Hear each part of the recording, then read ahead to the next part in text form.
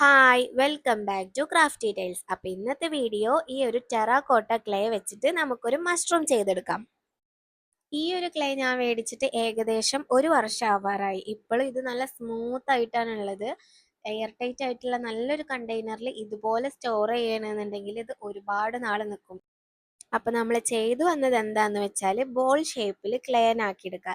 എന്നിട്ട് നമ്മുടെ തം ഫിംഗർ വെച്ചിട്ട് ഇതിന്റെ സെന്റർ ഭാഗത്ത് ഇതുപോലെ ഒന്ന് പ്രസ് ചെയ്തിട്ട് ഈ ഒരു ഷേപ്പിലേക്ക് ആക്കിയെടുക്കാം. ക്ലേ വെച്ചിട്ട് ഇതുപോലെ വർക്ക് ചെയ്യുന്ന സമയത്ത് ഒരുപാട് ക്രാക്സ് ഒക്കെ വരാൻ ചാൻസ് കൂടുതലാണ്.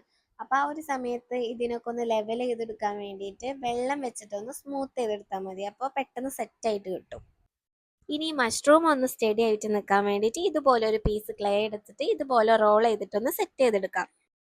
ഇനി ഈ രണ്ട് പീസിനെയും ഒന്ന് ഒട്ടിച്ചെടുക്കണം. അതിന് ഇതുപോലെ കുറച്ച് ക്രാക്സ് ഉണ്ടാക്കിയിട്ട് കുറച്ച് വെള്ളം നനച്ചെടുത്തിട്ട് ഇതുപോലെ ഒട്ടിച്ചെടുത്താൽ മതി.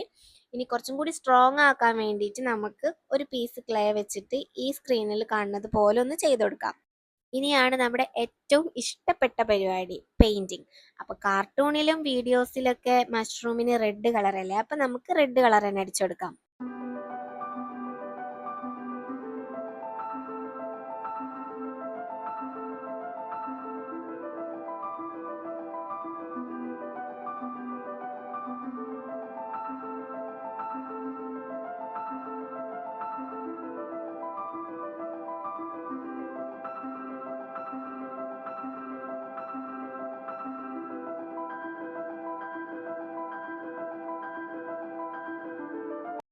വൈറ്റ് കളറിൽ കുറച്ച് ഓറഞ്ച് കളർ മിക്സ് ചെയ്തിട്ടുണ്ടെന്നുണ്ടെങ്കിൽ ഈ ഷെയ്ഡ് കളർ കിട്ടും കേട്ടോ.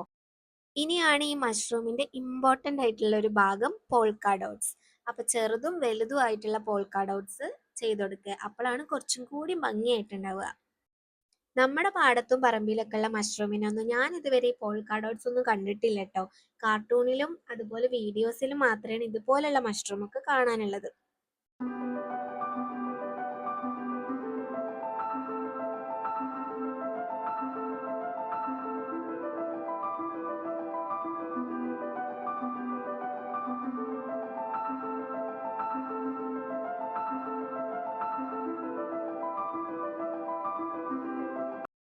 അപ്പം നമ്മുടെ മഷ്റൂം ഇവിടെ സെറ്റ് ആയിട്ടുണ്ട്. അപ്പോൾ വീഡിയോ ഇഷ്ടപ്പെട്ടാൽ ലൈക്ക് ചെയ്യാനും ഷെയർ ചെയ്യാനും സബ്സ്ക്രൈബ് ചെയ്യാനും മറക്കണ്ട.